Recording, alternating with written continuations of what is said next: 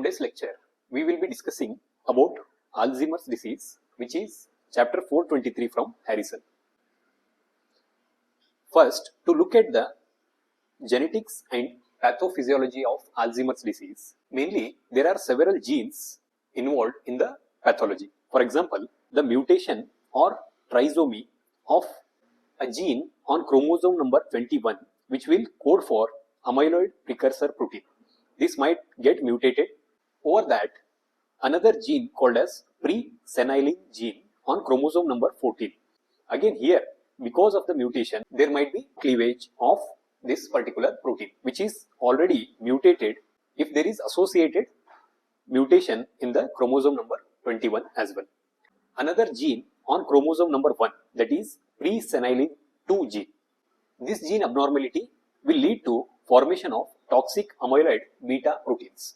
And another gene which is involved in the pathophysiology is ApoE gene, which is on the chromosome number 19, which will result in less efficient amyloid clearance. So all of these mechanisms are leading to deposition of these abnormal mutated proteins. So where these amyloid will get deposited is in the extracellular sites. This is again important. Extracellular deposition we will be able to see. So what happens when these abnormal proteins are getting deposited extracellularly? They will lead to abnormal phosphorylation of the cytoplasmic fibril tau proteins, forming neurofibrillary tangles. So they are there in the extracellular sites, but because of their deposition, there will be improper phosphorylation of the cytoplasmic fibril proteins, fibril tau proteins. Now, extracellularly, these abnormal amyloid proteins are there, and intracellularly, we will have these tau proteins, that is neurofibrillary tangles. Now, due to deposition of these intracytoplasmic and extracellular proteins, what happens next is there will be immune activation, that is the microglial cells will get activated and there will be immunoreaction. These immune activation will lead to dystrophic changes in the neuronal cells, leading to cellular death and cellular dysfunction. So all these are because of the abnormal amyloid beta deposits and tau protein accumulations. This will explain the degenerative process in Alzheimer's disease, whereas the other mechanisms involved in the pathology are neurochemical depletion. Mainly, we have to remember that in nucleus basalis of Maynard, at this particular point, there will be depletion in acetylcholine as well as acetylcholine receptors. So this acetylcholine mechanism is very important for cognition. So its decline will lead to abnormality in the cognition. Other neurochemicals involved in the pathology are at the site of locus coeruleus and dorsal raphe, there will be drop in noradrenaline and the serotonin neurochemicals. So how it will manifest? There will be decreased alertness in that individual. So this is the overall pathology we can say. So as the age advances, because of accumulated mutations in several genes, which will lead to the generation of abnormal proteins, they will start getting deposited, leading to immune activation, and slowly there will be cellular death and cellular degeneration. Also, there might be involvement of several chemicals like acetylcholine, serotonin and noradrenaline. So because of all these mechanisms, what are the typical structures involved in the Alzheimer's disease are medial temporal lobe, which deals with the long-term memory we can say, and in particular entorhinal cortex and hippocampus will be involved. This we can consider as the earliest part to be involved in the Alzheimer's disease. All these are related with what? Again, the memory, mainly long-term memory we can say. And as mentioned, nucleus basalis of Maynard, which will have acetylcholine and acetylcholine receptor rich sites might be involved, and because of this one there will be dysfunctional cognition, which is again seen in the Alzheimer's disease. If we evaluate and look for biomarkers, what we can find is there will be cortical atrophy localized to these areas, that is medial temporal memory structures, and there will be hypometabolism noted in the posterior temporal cortex. And if we get PET scan done, there will be amyloid deposits seen. So these are some evaluation and biomarkers in the Alzheimer's disease. After pathogenesis, we will see how the clinical staging will happen. In the early stage, that is step 1, if we consider, there will be mild cognitive impairment in the form of prominent memory loss. Here, the individuals will face difficulty in antegrade memories, that is, in remembering the recent events, they will be facing difficulties. Also, naming or repetition problems will be seen, navigational difficulties, and word finding difficulty is common. As the disease advances to step 2, it will be early symptomatic Alzheimer's disease, where we can see amyloid deposits if we get the PET scan done, but functionally there will be impairment in the daily activities. Patient frequently becomes lost on familiar walks, so they will be frequently getting lost on their way to their home or their office and all.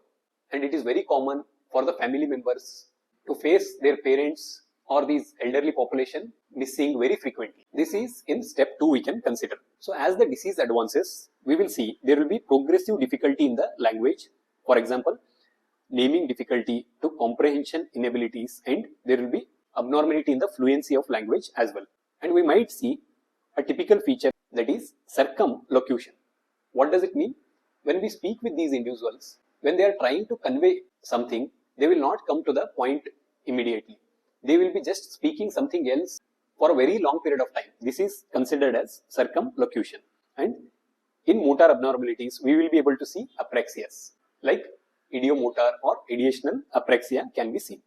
And there will be difficulty in dressing, eating, walking, and even simple calculations.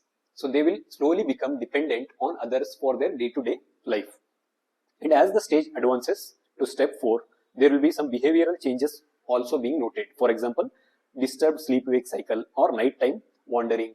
Even in some individuals, we will be able to see Parkinsonian-like appearance. And as the stage advances further, that is the end stage we can say, where we will see rigid, mute, incontinent, bedridden individual. So because of this presentation, they will be having secondary infections, commonly urinary tract infection and pulmonary embolisms, severe malnutrition and all.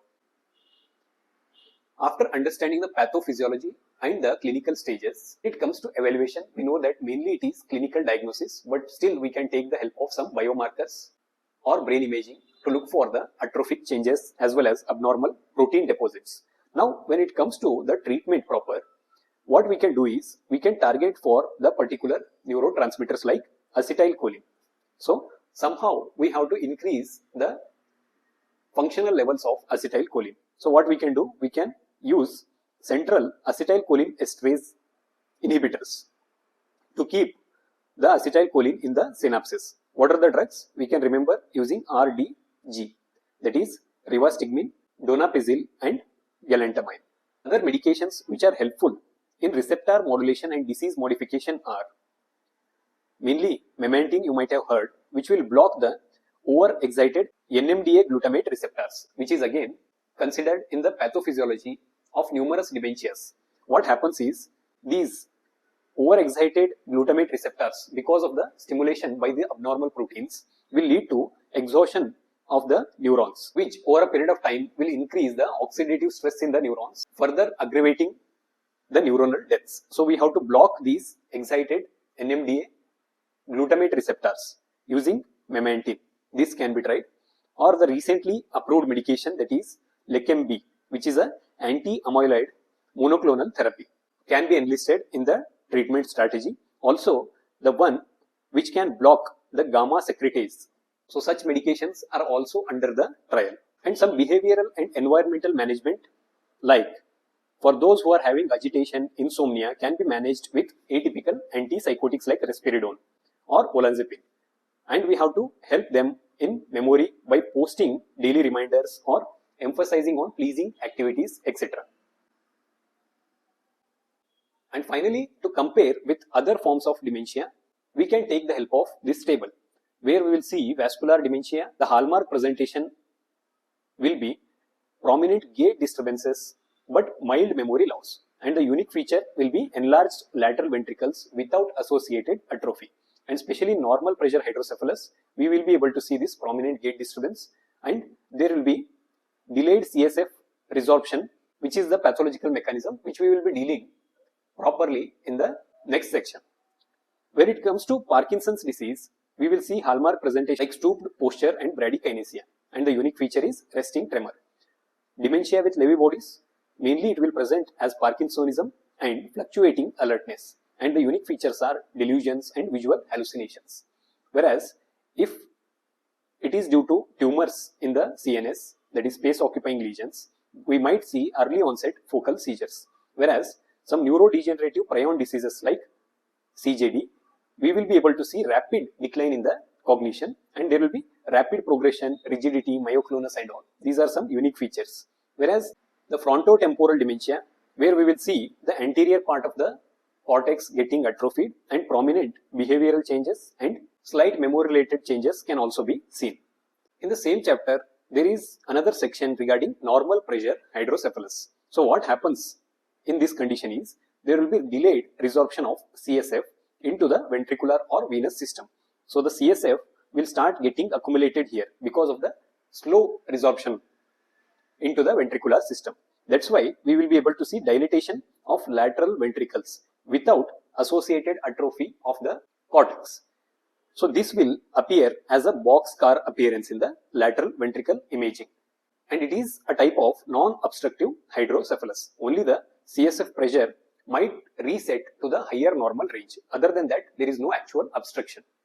But because of this dilatation, there might be some pressure exerted in the surrounding brain parenchyma, that is subfrontal white matter tracts. So what will be the manifestations in normal pressure hydrocephalus?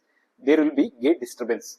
Typically, we will be able to see the magnetic gait, and there will be cognition dysfunction leading to dementia, as well as we will be able to see urinary incontinence because of the subfrontal white matter involvement due to the pressure effect. So what we can do in normal pressure hydrocephalus is we have to improve the CSF flow dynamics via either VP shunting or serial lumbar puncture.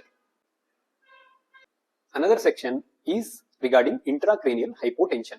So in this condition, what happens is when the individual undergoes lumbar puncture, or if they face head trauma, spinal cord, arachnoid cyst and all, there will be CSF leakage resulting in low CSF pressure. Then there will be downward drag on the meninges causing severe headache, and this headache will be exacerbated by coughing, Valsalva maneuver, or moving from lying down to standing position and all. So there will be positional or activity related variation in the headache intensity.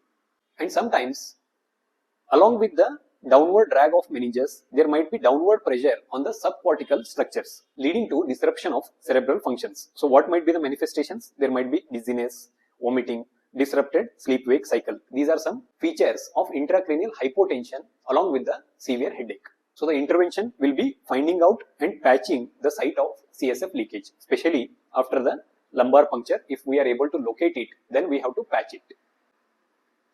Just a comparative diagram for various dementia related disorders we will see in this slide.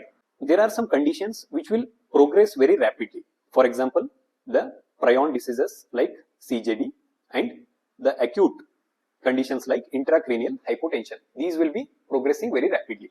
And there are some diseases which will progress very slowly, which is on the left side. For example, Alzheimer's disease, frontotemporal dementia, Parkinson's disease and normal pressure hydrocephalus. And there is a condition which might be slow or it might be a rapidly progressive condition, that is Lewy body dementia. This is the differentiation based on the progressive velocity. When it comes to the primary first symptom, the symptom which has developed first will also help us in finding out the diagnosis. For example, when it comes to Alzheimer's disease, we will see mild cognitive impairment in the early part before they develop some other motor abnormality like Parkinsonian kind of look or bedridden status or rigidity and all. Whereas when it comes to frontotemporal dementia, we will be able to see the behavioral abnormalities first, even before they manifest memory related issues. And when it comes to Parkinson's disease, we will be able to see motor or gait related abnormalities as the initial symptoms. Similar thing will apply to normal pressure hydrocephalus, where before cognition impairment, we will be able to see that abnormal gait. Abnormal gait, again, just to remind again, it is magnetic type of gait. So based on the progressive speed and the initial symptom, we will be able to find out the diagnosis to some extent in dementia spectrum disorders. So hope you have understood this particular chapter. It mainly dealt with Alzheimer's disease in detail, and there is some short note regarding normal pressure hydrocephalus and intracranial hypotension. This was the total discussion of chapter 423 from Neurology. Thank you so much.